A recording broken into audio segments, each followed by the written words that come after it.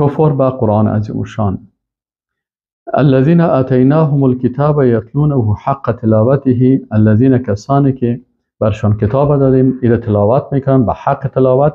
اولئک یؤمنون به، اینا کسایی هستند که به این کتاب ایمان دارن. و من یکفر به فاولئک هم الخاسرون، اینا چی میکنن؟ اینا کسایی هستند که صاحب خساره میشن. خب بعد از الله متعال خطاب میکنه بعد از آیت 121 با آیت 122 خاتمه عیب‌های آنان با بیان نعمت‌ها، فضائل و ترساندن از عاقبت این همه اسباب کفر. الله متعال برشان بیان میکنه که یا بنی اسرائیل، ای بنی اسرائیل، اذکروا نعمتی التي، یاد کنین نعمت مرا که انعمت علیکم بر شما دادم، و انی فضلتکم علی العالمین، و من شما را فضیلت به دیگر عالمیان دادم. و اتقوا یوما، و بترسین از روزی که لا تجزی نفس عن نفس شیئا، هیچ نفس از نفس دیگه، ولا یقبل، مجازات نمیشه هیچ نفسی در مقابل نفس دیگه چیزی، ولا یقبل منها عدل، و باز از این کسی که کافر و بیدین باشه از این عوضی هم گرفته نمیشه. ولا تنفعها شفاعه، شفاعت هم بر از این فایده نمیکنه، پیغمبر و کافر شفاعت کرده نمیتونه. ولا هم ینصرون، بر از اینا نصرت هم نمیشن. بالاخره برای بنی اسرائیل الله متعال باز ذکر میکنه که شما باید از این کفر و بیدینی هایتان شما خود دور بسازین.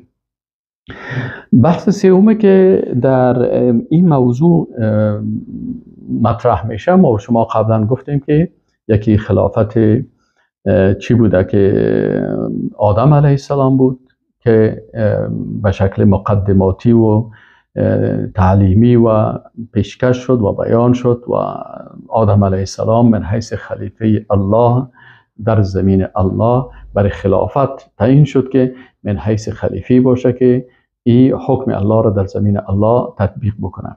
و ای که بعضی از دوستان میگن که کلمه خلیفه الله، بعضی از علما میگن که خلیفه الله یعنی اینا جانشین هستن، جانشین قبلی ها هستن در چی؟ مثل که مثلا بنی اسماعیل جانشین بنی اسرائیل در خلافت شدن، و آدم علیه السلام هم جانشین همون مخلوقاتی که قبل از آدم علیه السلام بودن جانشین از اونها شدن. پس اینجا خلافت زمین به این معنا که خلافت یعنی تطبیق کننده حکم الله در زمین الله به عوض مخلوقات قبلی از اونها. به هر صورت در این مسئله آل ما و شما میم در بحث سومی که اولش خلافت آدم علیه السلام بود، دومش خلافت ابراهیم، خلافت بنی اسرائیل بیان شد که اونا چی عیب‌ها داشتن و چی نقصان‌ها داشتن. سومین مثال در بحث سوم است که خلافت ابراهیم علیه السلام است که این خلافت با اتقان هست و با تطبیق احکام تشریعی به صورت کاملش بوده، و الله متعال در رابطه به خلافت ابراهیم علیه السلام که وظیفه خود ابراهیم علیه السلام موفقانه در تشریع الهی و در تطبیق نظام خلافت اسلامی در زمین الهی و در دعوت و در تطبیق ازی کار کرده، ایره الله متعال در این آیات بیان میکنه.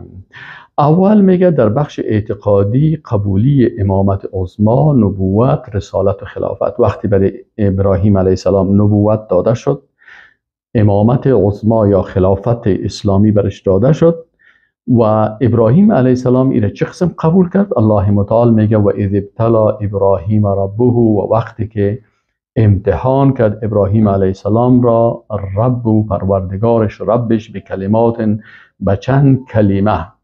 اینال این امتحان با چی بود؟ امتحانش با این کلمات بود. فاتمهن، پس اینا را تمام کردن ابراهیم علیه السلام اینا را انجام داد.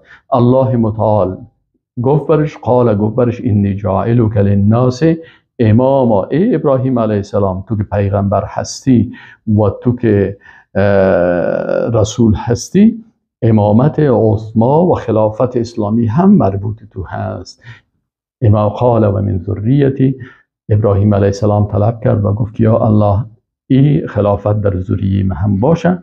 الله متعال قال گفت که لا ینال عهد الظالمین، این عهد ما که هست این خلافت برای ظالما داده نمیشه، تنها برای اولادی تو که اینا مؤمنین واقعی باشن، که از اولادی ابراهیم علیه السلام باز او اسحاق علیه السلام است، باز او یعقوب علیه السلام است و یعقوب تخلصش اسرائیل بود و اولادی از اینا که موسی علیه السلام و عیسی علیه السلام یعنی کسای نیک ها بودن، برای از اینا هم خلافت داده شد، داوود علیه السلام و سلیمان علیه السلام و بالاخره از این طرف در اسماعیل علیه السلام و بالاخره محمد رسول الله صلی الله علیه و سلم.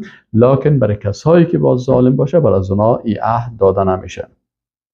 عبدالله ابن عباس رضی الله عنهما میگه که مبتلی احد بهذا الدین فقام به کله غیر ابراهیم. میگه هیچ کسی در این دین امتحان نشد که او را کاملا ادا کرده باشه به غیر از ابراهیم علیه السلام که امتحانات ابتلی بالاسلام فاتمه. در اسلام بسیار امتحانات زیاد شد، یعنی قبل از او به این امتحانات زیادی که ابراهیم علیه السلام شده بود هیچ کسی نشده بود، ولی ابراهیم علیه السلام تمام از آنها را تمام کرد. و مجاهد رحمه الله، عبدالله ابن عباس صحابی هست و مجاهد تابعی است، میگه ابتلیه بالآیات التي بعدها. میگه به چی امتحان شد ابراهیم علیه السلام؟ به آیاتی که بعد ازی بود. چی هست به آیاتی که بعد ازی بود؟ با آیتی که بعد از این جاعلک للناس اماما، ای به امامت عظمی و به خلافت الهی ای چی داشت؟ ای مبتلا و امتحان شد. یعنی خود خلافت و تطبیق نظام خلافت یک امتحان بزرگ اسلامی هست. از این خاطر عمر رضی الله عنه وقتی که من حیث خلیفه مسلمان ها تعیین شد، میگن شبها خواب نداشت و گریه میکرد و میترسید که این مسئولیت و این مکلفیت چه قسم ادا بکنه. خب و به این قسم دیگه در ادای مکلفیت ها، دوم در ادای مکلفیت ها و تعهدات الله سبحانه و تعالی می فرماید که و اذ جعلنا البیت مثابة للناس و امنا، و وقتی که ما گردانیدیم بیت الله شریف مثابه یعنی جای برای الناس، برای مردم، مأوای برای مردم، و امنا و جای امن، و اتخذوا من مقام ابراهیم مصلا، و شما بگیرین از مقام ابراهیم علیه السلام برای نماز، یعنی جای در مقام ابراهیم علیه السلام اونجا نماز بخوانین. و هدنا الی ابراهیم و اسماعیل، و میگه ما عهد کردیم به ابراهیم و اسماعیل ان طهر بیتی للطائفین، که شما پاک بکنین خانه مرا برای طواف کننده ها و عاکفین، برای اعتکاف کننده ها و رکع سجود و بر رکوع سجود کنندگان. اینجا بیتی یعنی بیت الله، الله متعال این بیت به طرف خود نسبت داده. آیا الله به خانه نیاز داره؟ به خانه نیاز نداره. پس این خانه را به خود چرا نسبت داد؟ این اضافت تشریفی میگن در عقیده، اضافت تشریفی هست. یعنی الله متعال وقتی که یک مخلوق عزت و کرامت میده، شرف میده، او رو به طرف خود نسبت میده. مثل که رسول الله یعنی فرستاده یعنی رسول یک مخلوق است، لکن مخلوق مشرف و معزز. عبدالله، رسول الله صلی الله علیه و سلم در معراج میگه سبحان الذی اسری بعبده، و به این شکل وقتی که میگه که روح الله یا نفخت فیه من روحی، در انسان روح است، روح مخلوق است، لکن الله روح انسان ها را مخلوق معزز و مشرف قرار دادن. و اینجا میگه که بیتی یعنی این خانه‌ای که مخلوق است، لکن چون در او عبادت الله میشه معزز و مشرف است. خب در بخش امنیت و اقتصادیان ابراهیم علیه السلام هم در نگاه اعتقادی وقتی که خلافت امامت عظمی و خلافت برش داده شد، رسالت و نبوت برش داده شد، او را کاملا ادا کرد، تبلیغ کرد، پیش نمرود و پیش مثلا شداد و پیش مشکلاتی که حتی در آتش انداخته شد در مسائل اعتقادی، در او هم در دعوت و در تطبیقش هم که بالاخره باز هجرت میکنه و بالاخره میره به فلسطین و بالاخره فرزند خدا و خانم خدا میره در مکه مکرمه. این احکام الله که تطبیق میشه، کل از اینا را ابراهیم علیه السلام هم در مسائل اعتقادی و هم در مسائل و مکلفیت ها و تعهدات که برای او الله داده بود. همین قسم در بخش امنیت و اقتصاد، و اذ قال ابراهیم رب اجعل هذا بلدا آمنا، یا الله این شهری را که من حیث مکان عبادت تو تعیین شده این جای امن بگردان. وارزق اهله من الثمرات، برای اهل ازی از میوه ها و ثمرات، من کسانی را که آمن منهم بالله و الیوم الاخر، ایمان به الله و روز آخرت دارند. قال و من کفر، الله متعال گفت هر کسی که کافر شود فامتعه قلیلا، بر از یک متاع قلیل میتم، ثم اضطره الى عذاب النار و بئس المصیر، باز او را مضطر و مجبور میسازم به عذاب آتش و بسیار بد جایگاه هست دوزخ. به همین قسم ابراهیم علیه السلام در بخش تطبیقی خدمات فیزیکی و خدمات بسیار عالی ساختمانی هم کرده هست که برش وقت مکلفیت داده شد که کعبه شریفه را آباد بسازه. ابراهیم علیه السلام مکلفیت و وظیفه خود درست انجام داد. و اذ یرفع ابراهیم القواعد من البیت و اسماعیل، هنگامی که بلند کرد ابراهیم علیه السلام قواعد این خانه را و اسماعیل علیه السلام، ربنا تقبل منا انک انت السمیع العلیم، ای رب ما قبول بکن از ما، یقینا که تو سمیع و حلیم هستی. پنجم در بخش عبادات هم ابراهیم علیه السلام امی روابط و روابط معنوی با خالق حفظ کرد. ربنا واجعلنا مسلمین لک و من ذریتنا، ای رب ما بگردان ما را دو مسلمان برای خودت، و من ذریتنا و از اولادی ما امت مسلمه برای خودت، و ارنا مناسکنا و بر ما نشان بده مناسک ما را، و توب علینا و قبول بکو توبه ما را انک انت التواب الرحیم. و به این شکل ابراهیم و اسماعیل علیه السلام در طاعت و عبادت الله مشغول بودند. من کتاب نو بر تو روان کردم، تو بر ما اینجا کتاب سابقه را مانده بود، از خاطر اشتباه هم داشت. در بخش تعلیم و تربیه امت و محبت خیر با دعای استمرار رسالت و خلافت الله، یعنی ابراهیم علیه السلام هم در بخش تعلیم و تربیه زحمت کشی کرد و هم دعای استمرار رسالت و خلافت برای ذریه خود دعا کرد. ربنا وابعث فیهم رسولا، یا الله در بین از اینا رسول پیغمبر بفرستاد که یتلو علیهم، که تلاوت بکنه بالایشان آیاتی که، و یعلمهم الکتاب و الحکمه، و بر اینا تعلیم بده کتاب و حکمت را، و یزکیهم و اینا را پاک بسازه. انک انت العزیز الحکیم، یا الله تو ذات با عزت غالب هستی و حاکم با حکمت هستی که احکامت و قضاوتت حکیمانه و با حکمت است. ایره ابراهیم علیه السلام بیان داشت. و امی رسول الله صلی الله علیه و سلم چی است؟ امو مصداق امی دعای ابراهیم علیه السلام است که الله متعال رسول الله صلی الله علیه و سلم نازل کرد. نتایج تطبیق رسالت و خلافت الهی توسط ابراهیم علیه السلام، وقتی که ابراهیم علیه السلام این رسالت و خلافت تطبیق کرد، نتیجه ازی چی شد؟ اول نتیجه که واقعا ابراهیم علیه السلام از دیدگاه اعتقادی، از دیدگاه تطبیق تمامی نظام های الله، اگر نظام سیاسی بود تطبیق کرد، نظام اقتصادی رو تطبیق کرد، نظام اخلاقی رو تطبیق کرد، هجرت، جهاد، همه آنچه که برش گفته شده بود در هر راسته این زحمت کشی خدا ابراهیم علیه السلام کرده هست. از این خاطر وقت ای از امتحان خود کامیاب بدر میه، به این نتیجه ها میرسه. اول نتیجه چی است؟ حصول مقام عالی نبوت در دنیا و صلاح در آخرت. الله متعال میگه که و من یرغب عن ملت ابراهیم الا من سفه نفسه، هر کسی که از ملت و دین ابراهیم علیه السلام دوری میکنه، این نفس خود در جهالت انداخته. ولقد اصطفیناه فی الدنیا، ما او را برگزیدیم در دنیا. و چی؟ به منصب نبوت و خلافت زمین. و انه فی الاخرة لمن الصالحین، و در آخرت از جمله صالحان است. دوم، شهادت الهی به انقیاد و تسلیمی حقیقی ابراهیم علیه السلام، که الله متعال شهادت میده که ابراهیم علیه السلام واقعا تسلیم احکام الهی بود. یعنی ابراهیم علیه السلام یکی از جهاد بزرگ ابراهیم علیه السلام چی بود؟ که رفت تمام مجسمه های کفار، هنوز جوان بود و سنش هنوز در سن نوجوانی، رفت تمام بت‌های از اینا را شکستاند و از بین برد و بالاخره حتی در آتش ایره انداختن و در مقابل کل از کافرها همونطور ثابت قدم در مقابل پدرش و خانوادهش و هر کسی که بودن و دیگر پادشاه ها و قدرتمندای سیاسی در مقابل کل از اینا من حیث یک انسان دعوتگر مجاهد قرار گرفت. اینال ابراهیم علیه السلام این مقام ها را ولقد اصطفیناه فی الدنیا، یقینا که ما این را اختیار کردیم در دنیا، و انه فی الاخرة لمن الصالحین، در آخرت از جمله صالحینی هست که مستحق جنت الله هست. دوم، شهادت الهی به انقیاد و تسلیمی حقیقی ابراهیم علیه السلام. الله متعال شهادت میده که وقتی برش حکم شد و اذ قال له ربه اسلم، وقتی که الله برش گفت که تسلیم شو، اسلام بیاور، مسلمان شو، قال اسلمت لله رب العالمین، گفت ما تسلیم شدیم به الله که رب العالمین هست.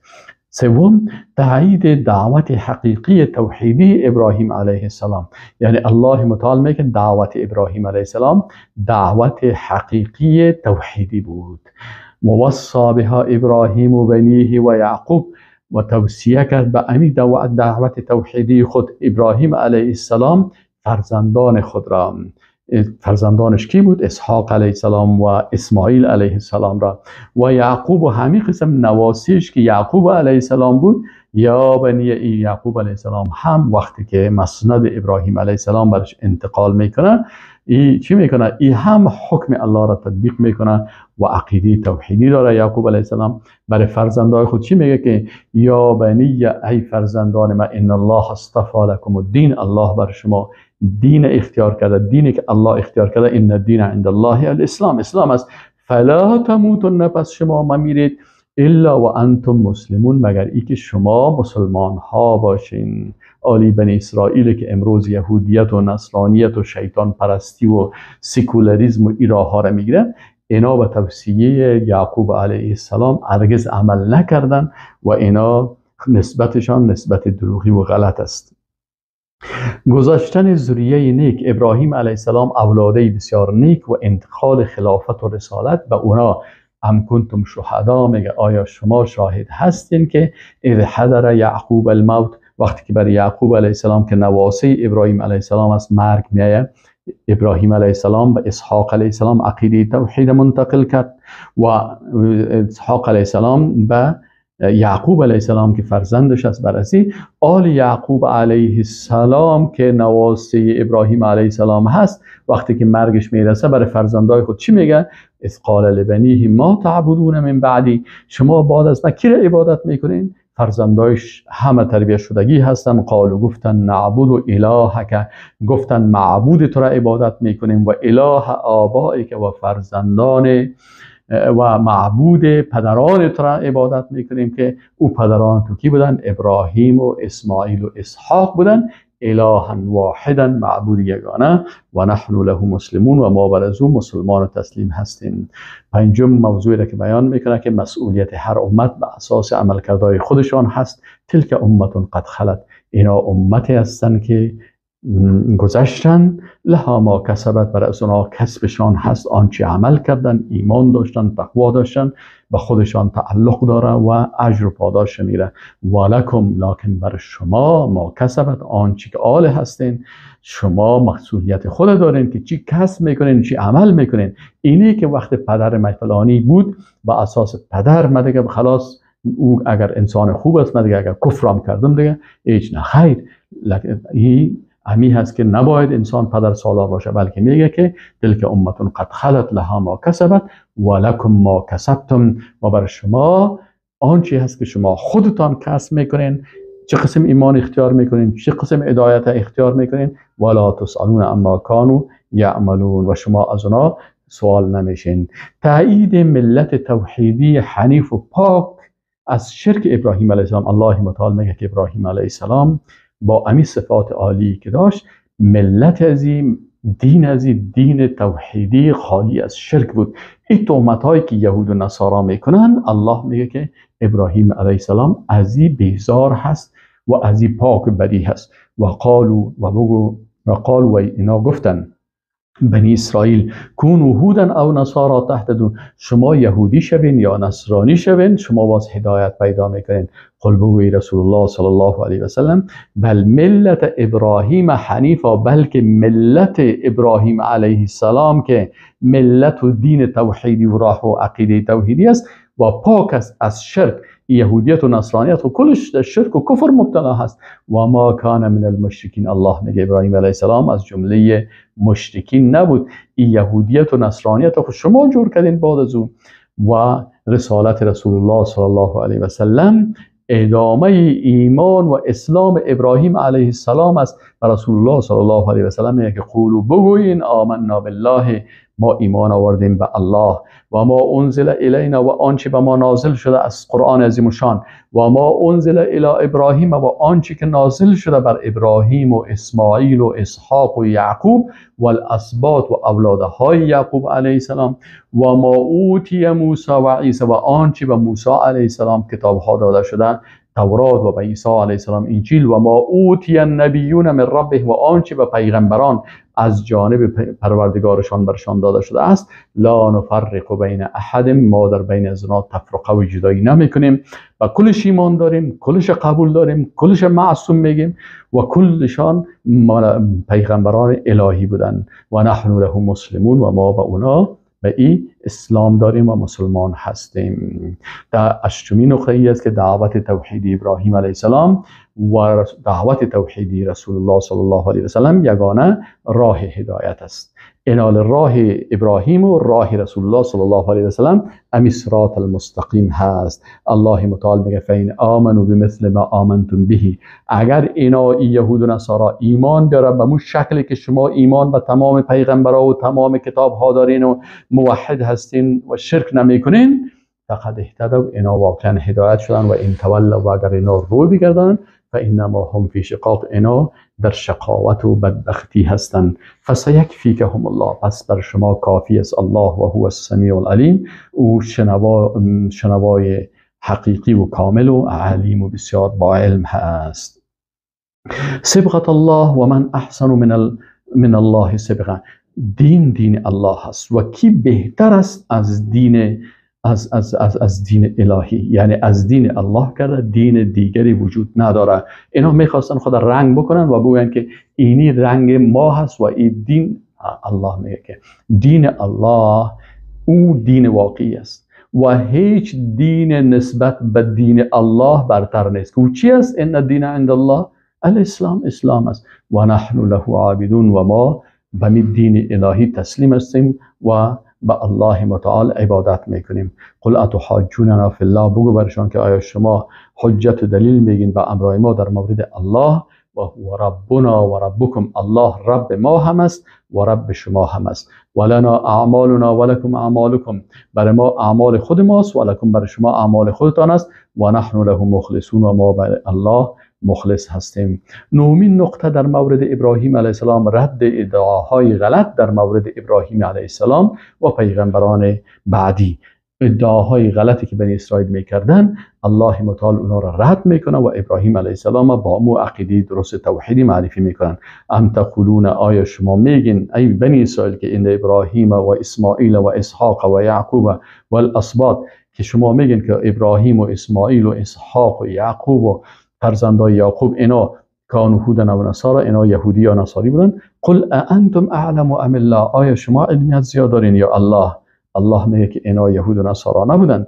و من اظلم ممن کتم شهادتا عنده، و کیس ظالمتر نسبت به کسی که اونا امو شهادتی که الله در کتابشان دادن، در کتاب شما این شهادت موجود است، این شما کتمان میکنین، از او که در ظالمتر هست که شهادت الهی را کتمان پت بکنین. و ما الله بغافل عما تعملون، الله از آنچه که شما میکنین غافل و بیخبر نیست. و 11مین 9مین یا 10مین چی است؟ 10مین نقطه ای است که بیان دوباره ای که مسئولیت هر امت به اساس عملکردهای خودشان است، که مسئولیت هر امت برای خودش تعلق میگیره. الله متعال میگه تلک امت قد خلت، اینا امتی هستند که گذشتن، لها ما کسبت، بر از اونا نتیجه اعمال خودشان داده میشن، ولکم، و برای شما نتیجه اعمال خودتان داده میشن. ولا تسالون عما کانوا یعملون، و شما سوال نمیشین از آن چیزی که اونا عمل میکردن. و السلام علیکم و رحمت الله و برکاته.